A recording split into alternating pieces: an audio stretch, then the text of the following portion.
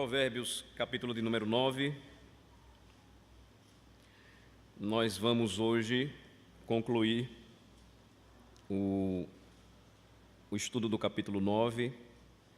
Lembrando aos irmãos que aqui no capítulo 9, então, nós temos um contraste apresentado entre o banquete oferecido pela Senhora Sabedoria e o banquete oferecido pela senhora insensata, pela mulher insensata. E existe aqui uma distinção importante. Nós vimos inicialmente o convite feito pela Senhora Sabedoria nos versículos de 1 a 12. Nós percebemos então que a sabedoria aqui, ela é personificada em uma mulher, como se fosse uma senhora que prepara a sua casa. Segundo o versículo 1, de acordo com a preparação de sua casa, ela é uma pessoa muito importante e rica na sociedade.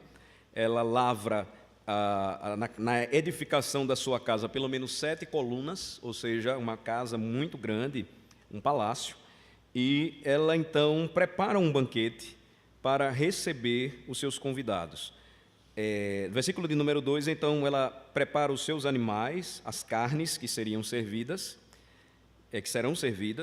ela mistura o seu vinho, aqui não com água, mas com ervas ou mel, que era muito comum naquela época para sofisticar, então, o seu drink, ou a sua bebida a ser oferecida para os seus convidados. E arruma a sua mesa, aquela mesa dada em grandes banquetes, uma mesa imensa. Então, ela ordena aos seus criados, às suas criadas, para que organizem tudo, versículo 3, e assim, então, ela lança o seu convite. Vejam que, na segunda parte do versículo 3, o convite é feito desde as alturas da cidade. Nos mostra, então, a extensão do convite da sabedoria para que todos possam ouvi-lo. E qual é o alvo principal deste convite da sabedoria? Aquele que é simples ou ingênuo.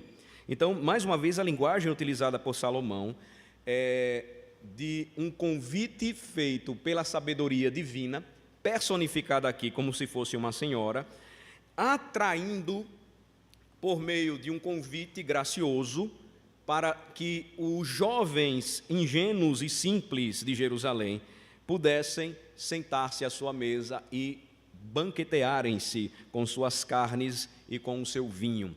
Lembrem-se que o contraste aqui já é apresentado quando a sabedoria, ela procura conquistar ou ganhar a mente e o coração do jovem, enquanto a mulher insensata ou a mulher loucura, ela tenta então apenas conquistar o seu corpo, a sua carne. Qual o conteúdo do convite? Vejam o versículo de número 4. Quem é simples, volte-se para aqui. O simples aqui então é o indivíduo ingênuo, o cabeça oca, aquele que pode ser a qualquer momento tragado pela mulher loucura. Aos faltos de senso, ou seja, aqueles que não têm sensatez, sabedoria, ela diz: venham, versículo 5, comam do meu pão e bebam do vinho que misturei, ou seja, da bebida que preparei para vocês. Deixai os insensatos e vivei, andai pelo caminho do entendimento. Então, é um convite para que o jovem sem sensatez abandone o caminho da insensatez, o caminho da perdição, e que atenda à palavra da sabedoria de Deus. Versículo 7, o que repreende o escarnecedor traz afronta sobre si, e o que censura o perverso, a si mesmo se injuria. Então, o seu convite não será aceito por qualquer um, ele será rejeitado pelo escarnecedor e pelo perverso, e estes já têm um final, infelizmente, trágico. Versículo de número 8 diz: não repreendas o escarnecedor, uma palavra então dada para o simples, para que não te aborreça. Repreende o sábio e ele te amará. Então, o conteúdo do seu convite é muito apropriado. Ela está à procura de uma mente e de um coração abertos à sabedoria. Por quê? O escarnecedor aborrece a verdadeira sabedoria, mas o sábio, quando repreendido, ele ama a sabedoria de Deus. Dá instrução ao sábio, versículo 9, e ele se fará mais sábio ainda. Ensina ao justo, e ele crescerá em prudência. Mais uma vez, a palavra ou o convite da senhora sabedoria é prover, oferecer formação, prudência, entendimento, direção para o jovem ingênuo. Então, nós não podemos esquecer, Provérbios vai nos ensinar que ao ensinarmos ou treinarmos os nossos filhos, precisamos lembrar o que a Bíblia nos diz, que a estutícia, ela está ligada ao coração da criança. A palavra estutícia na língua hebraica quer dizer aquilo que ele considera ser verdade para si mesmo. E nós sabemos muito bem, aqueles que já criaram filhos e já os têm maduros, ou já passaram pelaquela fase em que a criança é menor, que ela já nasce estulta, ou seja, ela tem uma tendência pecaminosa de resistir à repreensão do pai, à orientação do pai. Mas o que acontece quando nós aplicamos a sabedoria de Deus na educação do nosso filho? Nós começamos a perceber a palavra e o Espírito moldando a sua mente, o seu coração. O que acontece? Ensina ao justo e ele crescerá em prudência. Então isso é um investimento importante, a gente não pode esquecer. Porque qual o fundamento da sabedoria? Olhem só o versículo 10, o temor do Senhor. O temor do Senhor é o princípio da sabedoria. E o conhecimento do santo, aqui uma referência ao Senhor da sabedoria, é prudência. Vejam que a palavra prudência, ela está ligada e repetida mais uma vez aqui no capítulo 9, para nos mostrar que quando nós ensinamos os nossos filhos a serem sábios, nós também estamos preparando-os para que sejam prudentes, e a prudência sempre envolve planejamento futuro. É o investimento certo para que no futuro não colhamos frutos amargos. Nós vamos ver isso hoje aqui, se o nosso filho, se a nossa filha atender o convite da mulher loucura, então o caminho será totalmente diferente, não do temor do Senhor. Versículo 11, porque por mim se multiplicam os teus dias, e anos de vida te acrescentarão, ou seja, o caminho da sabedoria, que é temer ao Senhor, e entendam, temer a Deus, é observar, é guardar os seus mandamentos, é viver por meio deles, fará com que o filho da aliança, ele cresça e veja os seus dias multiplicados na presença de Deus. Então, ele vai aprender, à medida em que conhece a sabedoria divina por meio da instrução e do ensino de seus pais, que a morte não encerra a sua vida neste mundo, mas o sentido real da nossa vida não é terminá-la com a morte, mas agora enxergar a esperança da ressurreição que temos em Cristo Jesus. De modo que, ainda que um filho ou uma filha morram de forma prematura, nós às vezes oramos e acompanhamos não somente aqui, mas em outras partes do Brasil, pessoas crentes que ainda jovens são acometidas de enfermidades e morrem, muito novas. Recentemente eu perdi um amigo, 40 anos de idade, pouco tempo de casado, nem teve filhos, um pastor dedicado, fiel, mas o Senhor chamou para si antes. Como é que você entende então a morte de um servo de Deus? Se você acredita que a morte encerrou o ciclo da sua vida, então não há esperança futura. Mas quando você entende que agora ele está se banqueteando na mesa do rei, então você tem uma esperança maior e você entende que no dia final todos nós experimentaremos da mesma promessa que Cristo deu ao seu povo, ressurreição e vida eterna. Então a vida não para por aí. A sabedoria promete uma longevidade futura maior do que os nossos anos de vida neste mundo. E se é sábio, versículo 12, para ti mesmo és. Então a sabedoria, primeiramente, ela é experimental para a vida do homem, mas você vai perceber que ao longo do livro de Provérbios, se o jovem filho da aliança é ensinado a ser sábio, para si mesmo ele primeiramente será, mas esta sabedoria vai ser usada como benefício para toda a comunidade.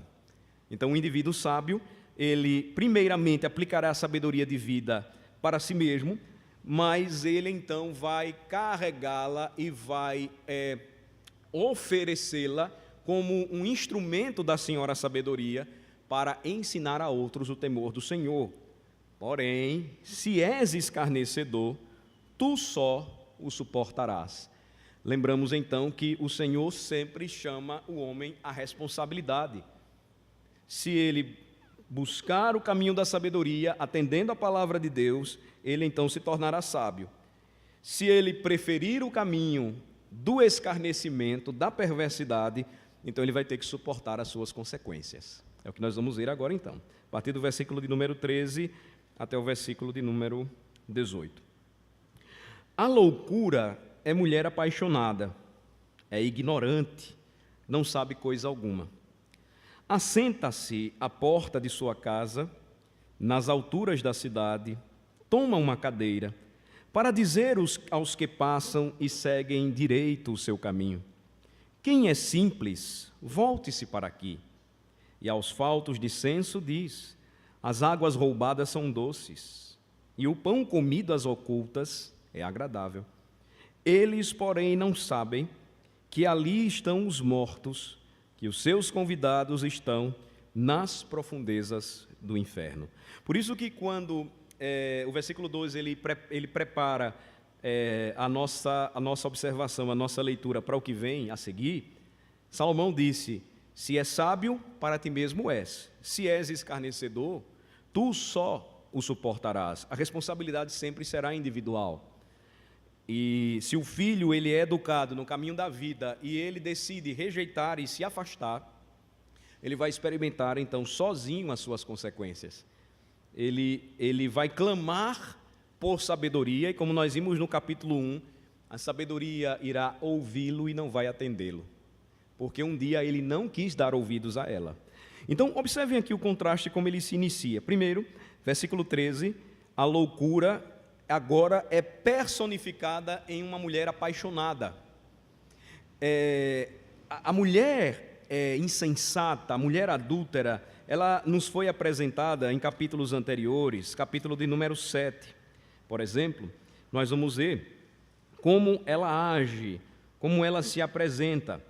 E o convite da sabedoria, no capítulo 7, versículo 4, lembrem-se comigo, é que o filho não deveria rejeitar as palavras de seus pais, mas guardar os mandamentos e por eles viver, ter a lei de Deus como a menina dos seus olhos, versículo 2, amarrá-los aos seus dedos, escrevê-los na tábua do seu coração e dizer o seguinte à sabedoria, versículo 4, tu és minha irmã, e ao entendimento deveria chamá-lo de meu parente. Para quê? Com que finalidade? Versículo 5, para te guardarem da mulher alheia, da estranha que lisonjeia com palavras. Se nós fizermos uma comparação rápida entre a apresentação desta mulher insensata e da personificação da loucura nesta mulher, nós vamos perceber que elas agem de forma semelhante, apenas com um seguinte destaque, é que agora, já sem nenhum pudor, já sem nenhum temor, a mulher loucura, ela não está mais como a adúltera, às escuras, tentando atrair esse jovem ingênuo e desviá-lo do caminho. Agora ela tenta reproduzir, só que de forma distorcida, o que faz a sabedoria. Por quê? Porque agora ela procura também um lugar alto da cidade, para que todos possam vê-la e ouvi-la, e então desviar assim aqueles que estão caminhando pelo caminho, ou estão trilhando, melhor dizendo, o caminho direito. Volta então comigo para o capítulo de número 9, vamos prosseguir. Como ela é apresentada? Como uma louca. O contrário da sabedoria é a insensatez, ou a loucura, obviamente, que não é semelhante ao temor do Senhor. A loucura é a rejeição para com o temor do Senhor, é a ignorância para com o conhecimento de Deus. Então, ela aqui é personificada nesta mulher que age de forma apaixonada, porque louca, sem obedecer nenhum parâmetro, sem obedecer qualquer limite. Ela é ignorante, veja, ela não tem o conhecimento do santo e não sabe coisa alguma. Então, esse aqui é um importante, irmãos, exercício ou uma importante lição para que nós exercitemos a nós mesmos e a instrução dos nossos filhos, quando todos os dias lembrarmos a eles que o convite da loucura é de alguém que não sabe nada a respeito de Deus, que é ignorante a respeito do Senhor e que convida aqueles que a seguem para a morte. A gente precisa repetir isso constantemente, irmãos, para que este temor do Senhor seja trabalhado na mente e no coração dos nossos filhos, para que eles tenham, de fato, temor e tremor diante de Deus, sabendo que eles pertencem a Deus. Nós precisamos sempre colocar isso diante de nós mesmos e diante deles. Então, assim é a loucura personificada em uma mulher apaixonada. É ignorante, não sabe coisa alguma, e o que ela faz? Ela tenta reproduzir, como eu disse a vocês, a atitude da senhora sabedoria, versículo 14. Observem, ela agora não age mais às ocultas, mas ela se assenta à porta de sua casa. Então, a ideia também é de que ela é uma pessoa importante, de que ela oferece ao jovem ingênuo todos os reinos do mundo. Ela está nas alturas da cidade, ou seja, ela procura também um lugar elevado, e lá ela toma uma cadeira e se assenta para tentar atrair aqueles que passam pelo caminho. No Antigo Oriente Próximo, os súditos de um reino, no máximo, tinham um banquinho. Os membros da nobreza, uma almofada para se assentarem. Mas somente o rei ou a rainha possuía uma cadeira. Vocês têm muitas cadeiras em casa, mas naquela época só possuía a cadeira o rei. Isso era muito importante. Quando você olha a figura dos fariseus condenados por Jesus no Evangelho de Mateus, diz que eles se assentavam na cadeira de Moisés. A cadeira naquela época, então, representava a importância daquele que ali estava sentado, enquanto os outros estavam prestando atenção. Por exemplo, quando Jesus ensinou, o costume do Ocidente é que o mestre fique de pé e os alunos fiquem sentados. Lá era diferente, vocês ficariam de pé e eu sentado ensinando.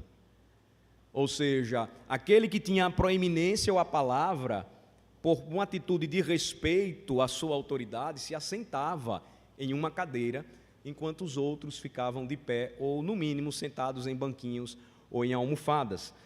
Isso era tão interessante que nas igrejas antigas, as missas, elas aconteciam, ou elas eram celebradas com as pessoas de pé. E conta a história que quando a pessoa tinha um pouco mais de condição, levava um banquinho para se assentar na igreja. Então, na Escócia, no período da Reforma, John Knox começou a pregar e, por um período de tempo, a Igreja Católica Romana voltou novamente a dominar e a ocupar os púlpitos da Escócia.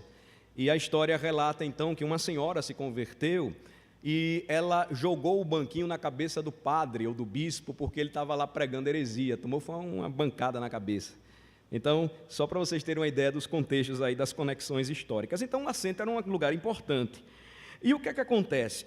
A loucura, ela se assenta à porta de sua casa, versículo 14, nas alturas da cidade, tomou a cadeira, então é uma pessoa importante, para dizer aos que passam e seguem direito o seu caminho. A metodologia da tentação, irmãos, sempre é a mesma, sempre será a mesma. Notem, a loucura repete literalmente o convite da sabedoria, só que o seu objetivo, de forma sutil, é semear o erro. Observem o versículo 16. Quem é simples, volte-se para aqui. Lembrem-se do versículo 4. Qual é o convite da senhora sabedoria? Quem é simples, volte-se para aqui. No versículo 16, completa a loucura, e aos faltos de senso diz. Versículo 4, a sabedoria diz também, aos faltos de senso diz. Então, ela reproduz, ela repete literalmente o convite feito pela sabedoria, mas o objetivo é totalmente diferente. É desviar, vejam a expressão, aqueles que passam, segundo o versículo 15, e seguem direito o seu caminho. Então, o jovem cabeça oca, ou ingênuo, como é chamado na Escritura, não necessariamente poderá estar passando por um caminho tortuoso. Ele pode estar andando de forma direita, no caminho direito. Seus pais lhe ensinaram o caminho que ele deve seguir. Mas se esse temor do Senhor, que é o princípio da sabedoria, se este conhecimento do santo, que é prudência, não estiver arraigado, enraizado em seu coração, acontecerá com ele, então, aquilo que John Bunyan relata no seu livro O Peregrino. Ele vai ser atraído, então, para deleitar-se com a concupiscência da carne, a concupiscência dos olhos e a soberba da vida. E se ele fizer isso, ele vai ser devorado. Lembrem-se que o apóstolo João ensinou a respeito disso em sua primeira carta. Vamos, por favor, para o Novo Testamento, primeira carta de João, para fazermos aqui uma comparação. 1 João capítulo 2,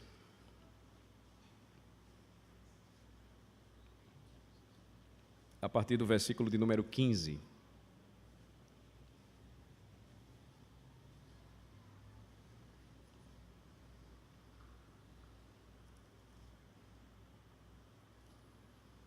Vamos ler juntos até o versículo 17, do 15 ao 17. Vamos ler. Não ameis o mundo, nem as coisas que há no mundo. Se alguém amar o mundo, o amor do Pai não está nele. Porque tudo o que há no mundo, a concupiscência da carne, a concupiscência dos olhos e a soberba da vida, não procede do Pai, mas procede do mundo. Ora, o mundo passa, bem como a sua concupiscência. Aquele, porém, que faz a vontade de Deus, permanece eternamente. Então, a tentação sempre tentará ganhar o ingênuo pelos seus olhos. O Senhor Jesus Cristo falou no Sermão do Monte que os olhos são a lâmpada do corpo. A exortação do apóstolo João, portanto, é para que não amemos o mundo nem as coisas que há no mundo. O que é que a mulher loucura sempre fará? Que palavras ela sempre repetirá? Palavras que tentem atrair o olhar do jovem para que ele ame o mundo. Qual foi o momento em que a serpente, o antigo dragão, ganhou o coração de Eva? Quando ela conseguiu fixar os seus olhos na árvore do conhecimento do bem e do mal. A partir dali, ela só continuou a repetir as suas palavras. Não é bem assim que Deus disse. É a mesma estratégia ainda hoje daquele que faz uso da mulher loucura, que é Satanás. Então, se alguém amar o mundo, o amor do Pai não está nele, porque tudo o que há no mundo, a concupiscência, que é um desejo desenfreado, uma cobiça sem freios, a concupiscência da carne, a concupiscência dos olhos e a soberba da vida, não procede do Pai, mas procede do mundo. O treinamento que devemos oferecer para os nossos filhos, para que se banqueteiem na mesa da sabedoria de Deus e não atendam ao convite da mulher loucura, deve passar por esta importante instrução. Meu filho, o mundo passa. Olhem só o versículo 17. Bem como a sua concupiscência. Aquele, porém, que faz a vontade de Deus, permanece eternamente. Então vamos voltar lá para Provérbios e vamos prosseguir.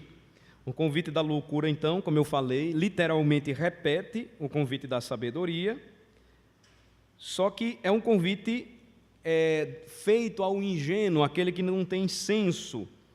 E o convite é para que ele mude de rumo. Lembrem-se que no versículo 15, ele está passando e seguindo direito o seu caminho.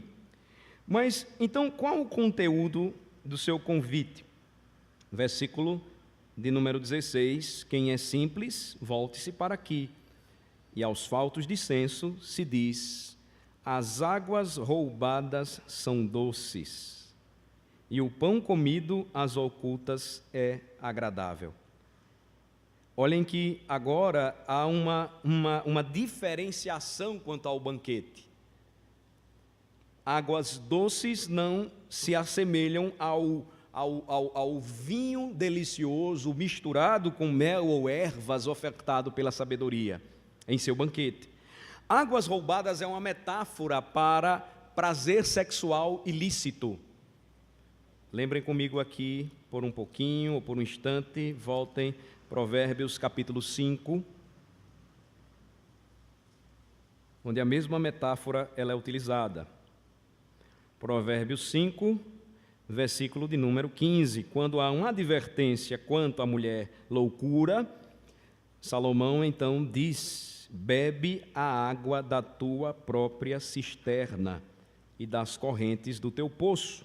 Versículo 18: seja bendito o teu manancial de águas e alegra-te com a mulher da tua mocidade. A oração do pai para com seu filho, ou seja, de que as águas que ele deve beber não podem ser as águas ilícitas ou as águas roubadas, mas aquela conquistada e que vai ser o seu manancial por toda a vida. Voltem para Provérbios 9 e então percebam a comparação. A água roubada, oferecida pela loucura, mostra então que esta oferece um prazer ilícito, ou seja, as águas roubadas são doces. Um antigo provérbio árabe dizia que tudo o que é proibido é doce. A mesma tentação sofrida por nossos primeiros pais, Adão e Eva, acontece ainda hoje com todos nós. Enxergarmos aquilo que é proibido e acharmos que, se for roubado, será mais delicioso para nós. Quando criança, se você já roubou alguma coisa, eu já roubei laranja pulando o muro do vizinho quando ele viajava e trazia as laranjas de buquim, as mais doces.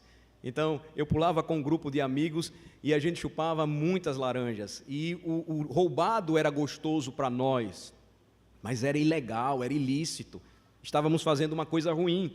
Eu morei perto da Vila Militar, nós pulávamos o muro da Vila Militar para roubar manjelão, era mais doce, era cheio de adrenalina, mas quando um de nós era pego, ia lavar as latrinas lá, com o samango no pé, chorávamos, era aquela coisa terrível.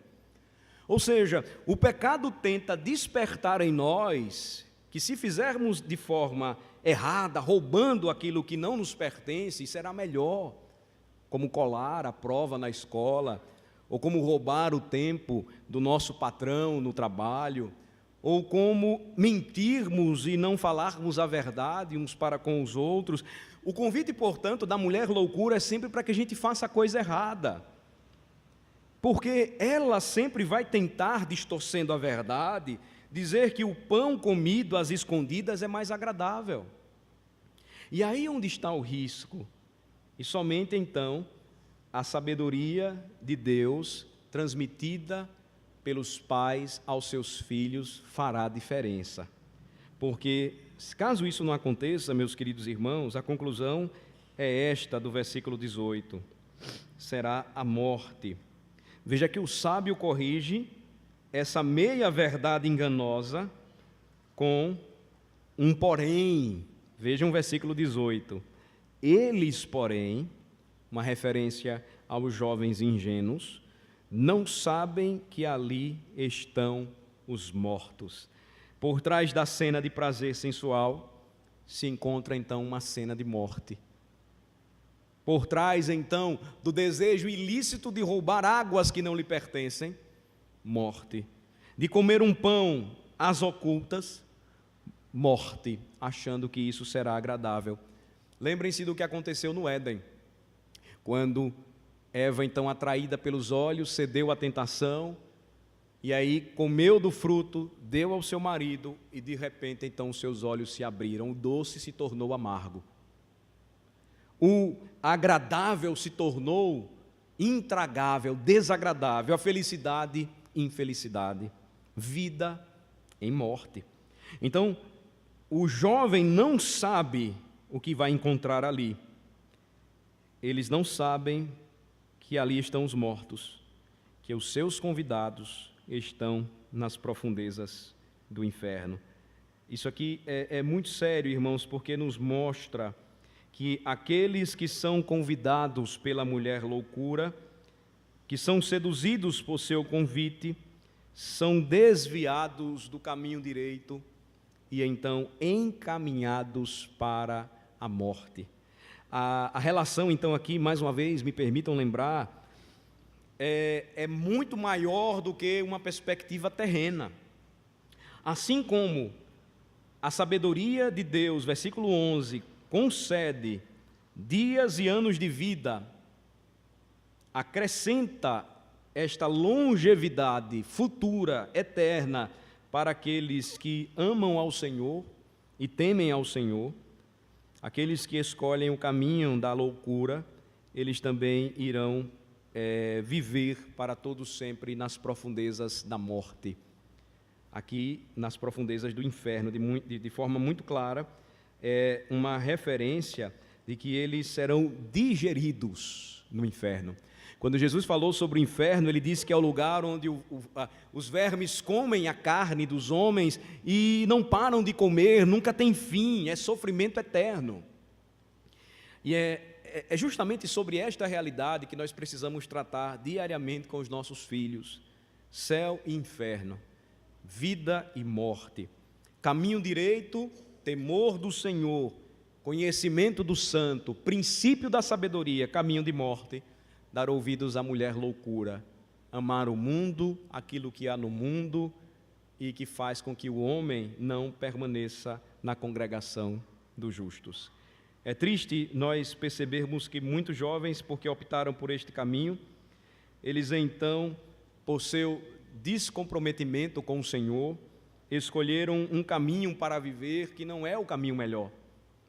E hoje, mais do que tudo, nós precisamos, irmãos, lembrar a importância de priorizar, de ensinar, de aplicar as verdades do livro de Provérbios diariamente para a vida e para a alma dos nossos filhos. Eu queria encerrar aqui mostrando aos irmãos uma passagem que nos chama a atenção. Vamos para a carta aos Hebreus. Hebreus,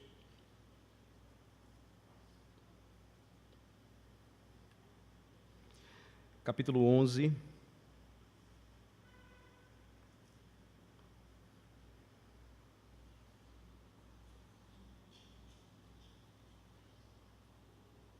Eu queria aplicar o que nós vimos hoje em Provérbios 9 com um exemplo de um servo de Deus mencionado na galeria dos heróis da fé em Hebreus 11. O último deles, mencionado aqui, Moisés. Vejam Hebreus 11, a partir do versículo 23, por favor.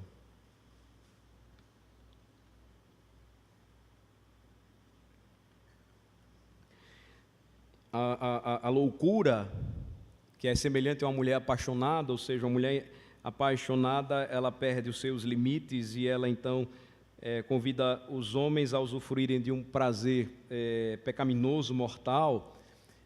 A loucura sempre usará uma meia-verdade para tentar provar para nós e para os nossos filhos que o pecado é prazeroso. Mas veja que o caminho melhor oferecido pelo Senhor, ele pode ser, então, desfrutado por nós, se nós escolhermos obedecer a palavra de Deus, decidirmos seguir o caminho proposto pelo nosso Senhor. Versículo 23 diz: pela fé, Moisés, apenas nascido, foi ocultado por seus pais durante 3 meses, porque viram que a criança era formosa. Também não ficaram amedrontados pelo decreto do rei.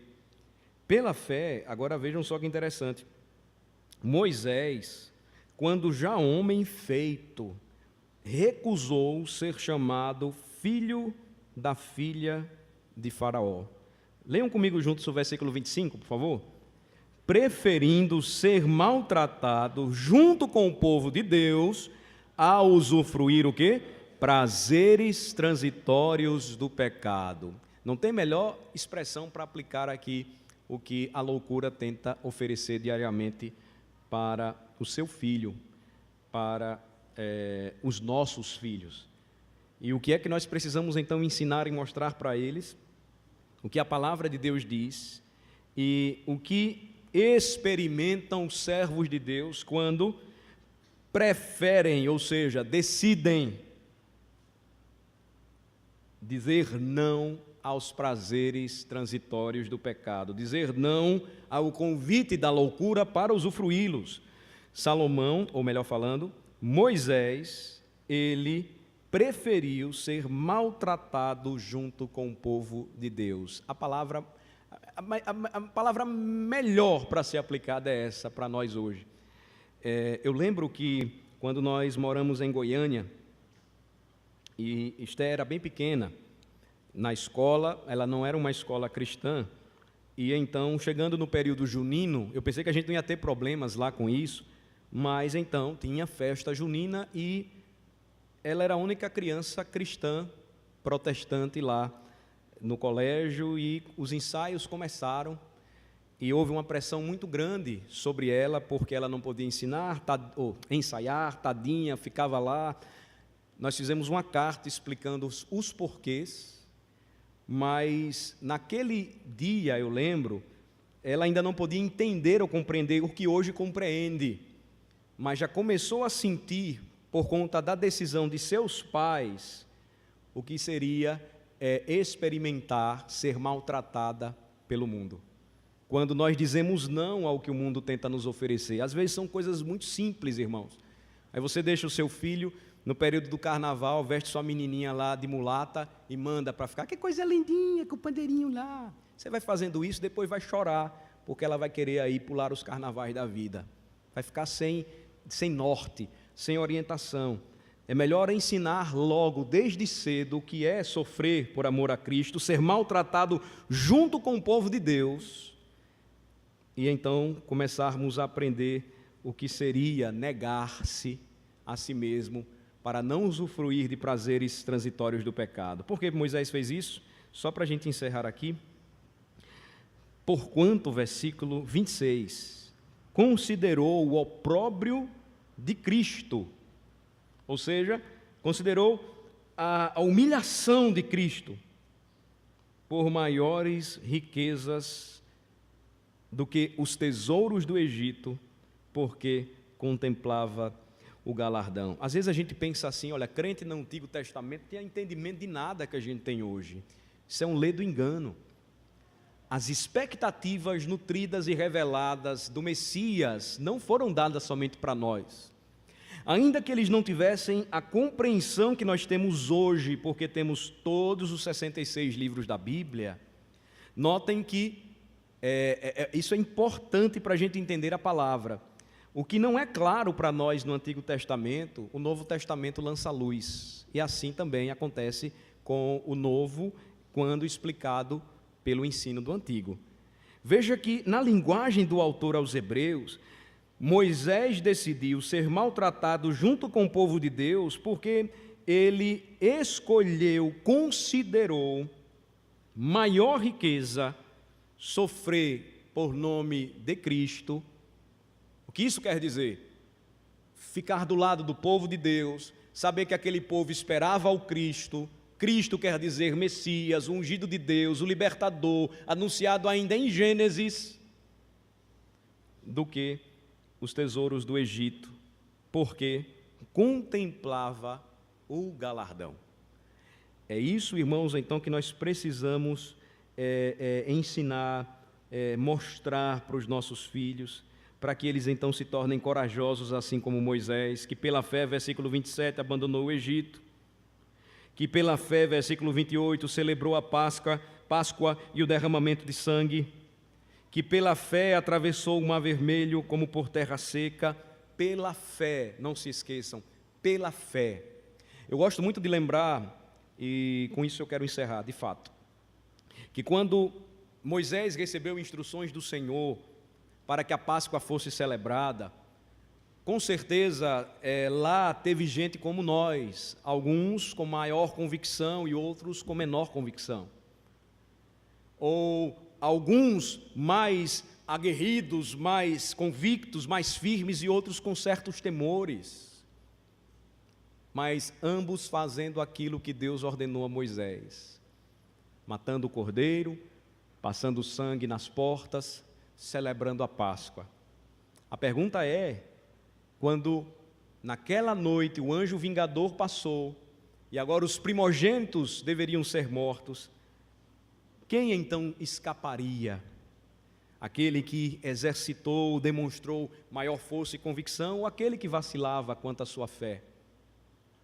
Gerhard Voss, comentando sobre a Páscoa, no comentário do Catecismo Maior, ele diz que ambos foram salvos, porque pelo sangue eles foram salvos, porque quando o anjo passou, ele não contemplaria as dúvidas de um ou de outro, mas a obediência, com base na fé, ainda que enfraquecida, de passar aquele sangue que seria expiação e figura do opróbrio de Cristo, maior riqueza do que os tesouros do Egito, para a salvação do seu povo. É justamente isso, irmãos, que nós precisamos ensinar por nossos filhos. Que servir a Cristo, sofrer junto com o povo de Deus, é acumular maior tesouro do que qualquer convite de morte que a senhora loucura, por meio do mundo e de suas concupiscências, possam oferecer. Que Deus nos abençoe. Senhor, ajuda-nos a recebermos a Tua palavra com gratidão no coração e fé, na certeza de que o Teu Espírito, que ilumina nossa mente e coração, há de operar em nós, mais uma vez, fazendo com que a Tua palavra, que não volta vazia, ela encontre lugar especial em nosso coração e a nossa alma, Senhor, seja trabalhada por Ti mesmo, fortalecida, assim como o Senhor fez no passado e ainda hoje promete fazer a todos aqueles que o buscam com sinceridade de coração e decidem obedecer e viver pela fé, confiados inteiramente no Senhor. Ajuda-nos, ó Deus, como pais, a não termos vergonha, medo ou dúvidas de que devemos aplicar diariamente os valores da Tua palavra para a formação, instrução e crescimento em graça dos nossos filhos. Nós Te pedimos, ó Senhor, que eles sejam guardados do mal e que eles sejam ensinados pelo Teu Santo Espírito, moldados pelo Senhor, para que assim como Moisés, prefiram sofrer junto ao Teu povo, do que usufruir de prazeres transitórios do pecado, visando a glória eterna, visando o caminho da vida, jamais o caminho da morte. Em nome de Jesus que oramos. Amém.